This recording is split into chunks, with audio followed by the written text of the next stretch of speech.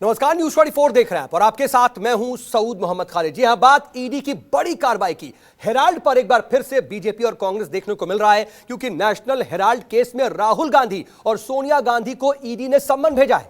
ED ने सोनिया गांधी को 8 जून को पूछताछ में शामिल होने को कहा है, जबकि राहुल गांधी को 2 जून को पूछताछ में शामिल होने के लिए कहा गया है। लेकिन इस बीच ईडी के नोटिस पर सियासत भी जम करके शुरू हो गई है। कांग्रेस ने केंद्र पर विपक्ष को परेशान करने का सीधा सीधा आरोप लगाया है, जबकि बीजेपी ने भी पलटवार किया है।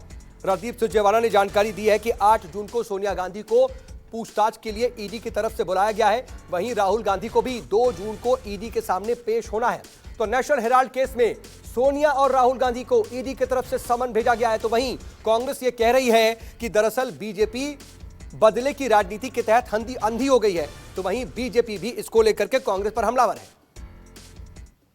उस समय की अंग्रेजी हुकूमत का समर्थन करने वाली विचारधारा आजादी के आंदोलन की इस आवाज को दबाने का घिनौना षड्यंत्र कर रही है। इस षड्यंत्र के मुखिया स्वयं प्रधानमंत्री श्री नरेंद्र मोदी हैं और उनका हथियार उनका चहेता और पालतू ईडी है। देश को गुमराह करने के लिए आए दिन मुद्दों को भटकाने की राजनीति में माहिर मोदी सरकार अब बदले की भावना में अंधी हो गई है।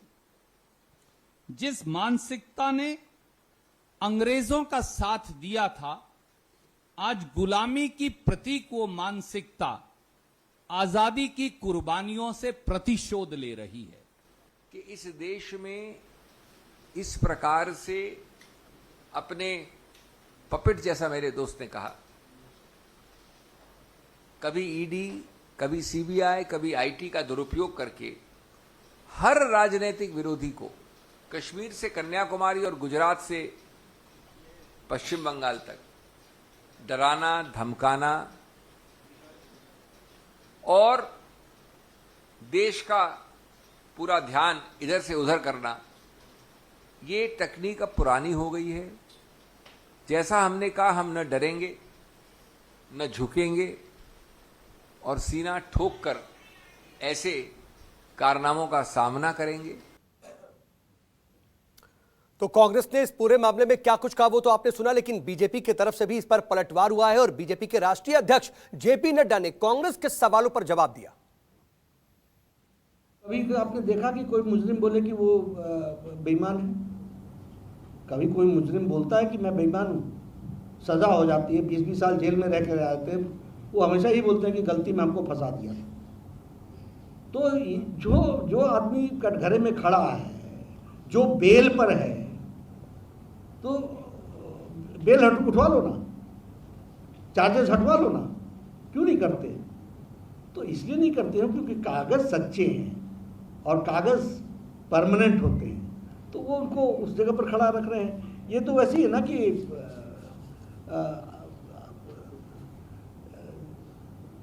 चेहरा गड़बड़ था और आईना साफ कर रहे हैं, तो जो है सो है। भ्रष्टाचार है और कोर्ट उसको देख रहा है, अच्छी तरीके से देख रहा है। मैं उस पर कमेंट क्यों करूं? लेकिन मेरा ये कहना है, आपके ऊपर चार्जशीट लगती है तो यार आप कोर्ट पे जाते इसको क्वैश करो, क्योंकि आप ईमानदार हैं।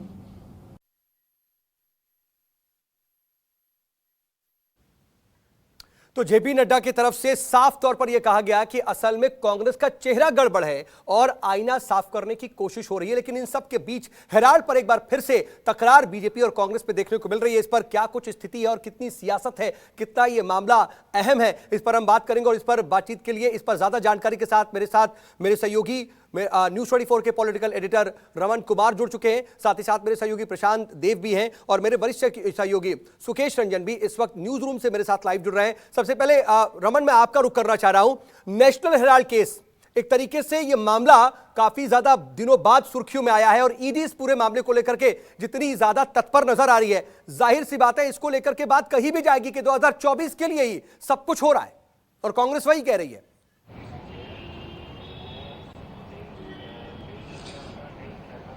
देखिए सऊद, ये पूरा मामला सुब्रमण्यम स्वामी ने 2012 में उठाया था और आरोप लगाया था कि कांग्रेस ने पार्टी फंड से राहुल और सोनिया गांधी को 90 करोड़ रुपए दिए थे। इसका मकसद एसोसिएट जनरल की 2000 करोड़ की संपत्ति हासिल करना था। इसके लिए गांधी परिवार ने महज 50 लाख रुपए की मामूली रकम दी थी। इसकी पूरी जांच हुई। जांच के बाद जब कोई सबूत नहीं मिला तो इस जांच को बंद कर दिया गया। अब 7 से 7.5 साल के बाद एक बार फिर से कांग्रेस अध्यक्ष और कांग्रेस पार्टी के पूर्व अध्यक्ष राहुल गांधी को नोटिस जारी करके इस पूरी जांच की प्रक्रिया में पेश होने को कहा गया है। और कांग्रेस पार्टी को इसी बात पर आपत्ति है कि जानबूझकर 2024 के लोकसभा चुनाव से पहले या जो विधानसभा का चुनाव है उससे पहले कांग्रेस पार्टी को घेरने के लिए, राहुल गांधी सोनिया गांधी को घेरने के लिए सरकार की ये कोशिश है। और सरकार के पास सबूत नहीं होने के बावजूद सिर्फ परेशानी के मद्देनजर, परेशानी की मंशा से ऐसा काम कर रही है, क्योंकि सरकार के पास जो भी जांच एजेंसी है, चाहे सीबीआई हो चाहे ईडी हो, अलग अलग राज्यों में कश्मीर से कन्याकुमारी से लेकर पश्चिम बंगाल तक, अभिषेक मनु सिंघवी का यही शब्द था कि कश्मीर से लेकर कन्याकुमारी, पश्चिम बंगाल से लेकर कई राज्यों में जहां विपक्ष की सरकारें हैं वहां पर सरकार को परेशान करने के मकसद से जांच एजेंसी का पूरा दुरुपयोग किया जा रहा है। और इसी दुरुपयोग के तहत एक बार फिर से इस तरीके से सोनिया गांधी और राहुल गांधी पर निशाना साधा जा रहा है। ठीक है, कांग्रेस का तो ये कहना है, लेकिन इस पर हमने सुना कि बीजेपी के राष्ट्रीय अध्यक्ष जेपी नड्डा क्या कुछ कह रहे हैं। लेकिन सुकेश, आपसे मैं जानना चाहूंगा, एक हम लगातार देख रहे हैं कि चाहे वो ज्ञानवापी हो या तमाम धार्मिक स्थलों को लेकर के, मंदिर मस्जिद की बात हो, जातीय जनगणना की बात हो, हाल फिलहाल में भ्रष्टाचार की स्थितियों को लेकर के कहा जा रहा है कि उसी कड़ी में ही नेशनल हेराल्ड के मुद्दे को और हवा दी जा रही है और 2024 का एक और मुद्दा तलाशा जा रहा है। क्या यह सही है?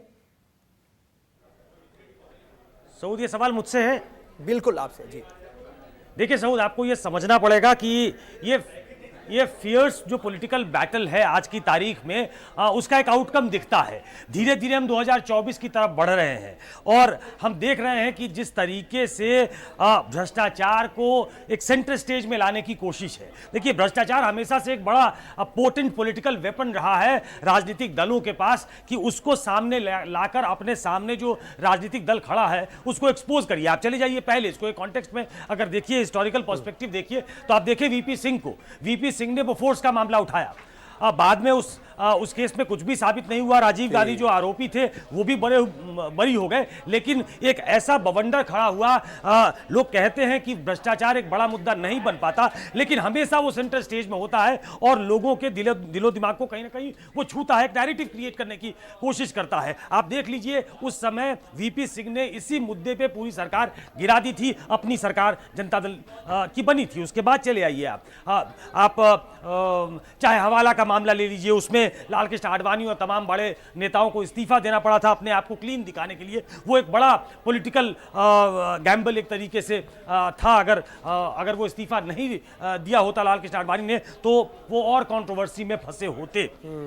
उसकी बहुत तरीके से व्याख्या हो सकती है। चले आइए आप यूपीए सरकार पे, चाहे वो CWG हो, 2G हो, लोगों ने जीजाजी स्कैम, पता नहीं क्या क्या स्कैम नाम दिया, वो लॉजिकल कंक्लूजन तक नहीं पहुंचा है। लेकिन वो सरकार भ्रष्टाचार के आरोपों में इस तरीके से गिर गई कि वो चारों खाने चित हो गई। आज तक वो खड़ी नहीं हो पाई है, एक भी केस में कन्विक्शन नहीं हो पाया है। मैंने देखा ए राजा जो बहुत दिनों तक जिनको बेल नहीं हो पाई थी, आज वो स्पीकर की कुर्सी पे भी बैठते हैं। वो इम्पैनल्ड है और वो पूरे सदन को एक तरीके से चेयर करते हैं। अब वो उसी हाउस के मेंबर हैं। कनिमोझी बड़ी हो चुकी हैं, बहुत दिन तक वो भी जेल में थी। आप इसी तरीके से देखें तो बाकी भी केसेस हैं, उसमें कन्विक्शन भले ना हुआ हो, लेकिन एक नैरेटिव क्रिएट करने की कोशिश हुई जिससे कांग्रेस आज तक जूझ रही है। आप देख लीजिए अन्ना मूवमेंट को, एक पॉलिटिकल पार्टी का जन्म ही अन्ना मूवमेंट पे हो गया और आज उनके पार्टी के नेता भी इसी तरीके से जेल में है। कल सत्येंद्र जैन की गिरफ्तारी, परसों सत्येंद्र जैन, रात में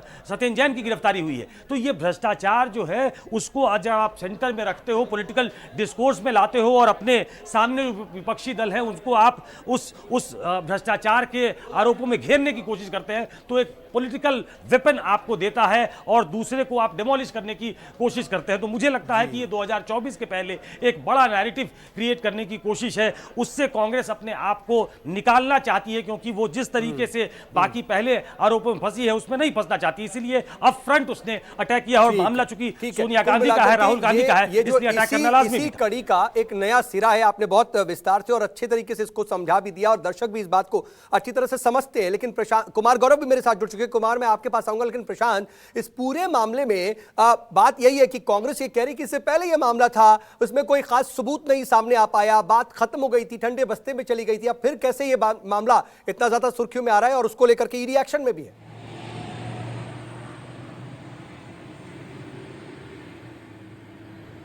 देखिए सऊद, ऐसा है कि इसमें सबके लिए स्कोप है। पॉलिटिकल पार्टियां जो है वो जो है बीजेपी इस पे आरोप लगाएगी, कांग्रेस इस पे अपना बचाव करेगी, दूसरे पे आरोप लगाएगी। और जांच एजेंसी जो जानकारी मिल रही है हमको, जांच एजेंसियों का ये कहना है कि जब भी हमारे पास कोई नए फैक्ट, नए तथ्य आते हैं, हम जांच को शुरू कर देते हैं और ये उसी तरफ आगे बढ़ रहा है। तो और सीधी सी बात है, जब भी जांच एजेंसियों का दायरा, जांच एजेंसियों की जांच किसी राजनीतिक व्यक्ति पे पड़ती है तो वो जनता की अदालत के कटघरे में पहले ही खड़े हो जाते हैं। अदालत जब उस पर फैसला सुनाएगी, ट्रायल चलेगा, तब बात की बात है। लेकिन ये बात सच है कि जो बड़े पॉलिटिकल फिगर हैं उन पर जब जांच की आंच आती है तो वो एक तरीके से जनता के बीच में शोर शराबा हो जाता है। लेकिन प्रशांत, क्या जो नए फैक्ट्स का आप जिक्र कर रहे हैं, इसके बारे में कोई जानकारी भी दी जा रही है ईडी की तरफ से? हमारे पास ये नए फैक्ट्स आए हैं, इसलिए हम पूछताछ के लिए बुला रहे हैं।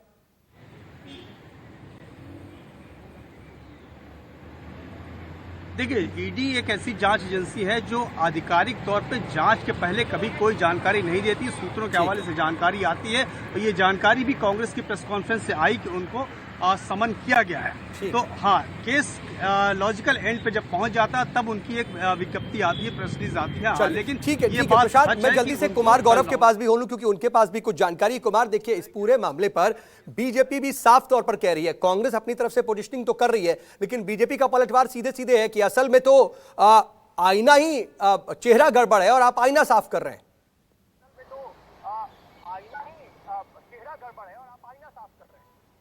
देखिए, जाहिर तौर पे लगातार जैसा कि आपको पता है कि ये जो केस था, मुकदमा था, सुब्रमण्यम स्वामी के द्वारा इस मामले को शुरू किया गया था। कोर्ट में वो पहुंचे थे और उसके बाद लगातार कुछ समय बाद केस चलने के बाद बंद हुआ। कुछ मामलों में जेल और बेल का भी खेल हुआ। लेकिन अभी फिलहाल चूंकि अभी कुछ राज्यों में दो तीन राज्यों में चुनाव है इसी साल के आखिरी में, और फिर 2023 में भी चुनाव है और 24 में महाचुनाव आप कह सकते हैं वो है। ऐसी स्थिति में बीजेपी को इस ईडी के इस एक्शन से बीजेपी को एक बड़ा मुद्दा हाथ लगा है और शायद यही वजह है कि आज जो भोपाल में प्रेस कॉन्फ्रेंस थी जेपी नड्डा की, वहां भी उन्होंने इस सवाल पे इस मुद्दे को उठाया और कांग्रेस से ही सवाल पूछे। और जैसा कि आप कह रहे हैं कि चेहरा ही गंदा है, आप शीशे को साफ करने से इसका कोई फायदा नहीं। लेकिन जाहिर तौर पर देखिए, ईडी अपना काम करेगी, जांच एजेंसी है वो सरकार के दबाव में है या नहीं है, ये तय करना कांग्रेस, बीजेपी और जो तमाम सत्ता से जुड़े हुए लोग हैं या अभी सत्ता से बाहर है उनका है, क्योंकि वो भी इससे पहले कभी सत्ता में तो ये एक अलग सवाल है। लेकिन हाँ, 2024 के पहले एक बहुत बड़ा ऑक्सीजन और विधानसभा के जो चुनाव होने हैं उससे पहले एक बहुत बड़ा ऑक्सीजन हाथ लगा है कहीं ना कहीं कांग्रेस के खिलाफ, कांग्रेस की टॉप लीडरशिप के खिलाफ बीजेपी को, और इस मुद्दे को पूरी तरह वो चुनाव में भुनाएगी। क्योंकि जैसा कि आप जानते हैं कि 2024 का जो चुनाव है मुख्य तौर पे भ्रष्टाचार का मुद्दा फिर से सामने आया है। परिवारवाद और भ्रष्टाचार, इन दोनों मुद्दे को कुल मिलाकर के एक बड़ा मुद्दा हाथ लगा है बीजेपी के और उसको वो पूरा भुनाने की कोशिश भी कर रही है। और एक बात ये भी है कि जितना ये आर्थिक अनियमितता या फिर भ्रष्टाचार का मामला उतना ही सियासी भी है और इसी तरीके से प्ले भी कर रहे हैं। सुकेश, आपका और बाकी जितने भी मेरे सहयोगी मेरे साथ जुड़े थे सभी का बहुत बहुत शुक्रिया। आगे बढ़ते हैं और अब बात करते हैं जरा दिल्ली की। भ्रष्टाचार के एक और मामले में, ईडी के एक और एक्शन में दिल्ली की भी सियासत इस वक्त बहुत ज्यादा गर्म है। नमस्कार, मैं हूं मानक गुप्ता।